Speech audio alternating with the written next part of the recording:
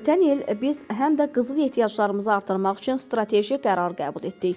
Biz geosiyasi müstəvidə cərəyan edən hadisələri açıq-aydın görürdük və mən tamamilə əmin idim ki, qızılın qiyməti artacaq və qiymət kəllə çarxa çıxdı. Bu fikri Azərbaycan Prezidenti İlham Əliyev yerli televiziya kanallarına müsahibəsində deyib. Bu qərarın Azərbaycana çoxlu gəlir gətirdiyini vurğulayan dövlət başçısı qeyd edib. Qızıl ehtiyaclarımızı artıraraq Dövlət Neft Fondu yalnız buna görə 10 milyard ABŞ dollarından artıq vəsait qazandı.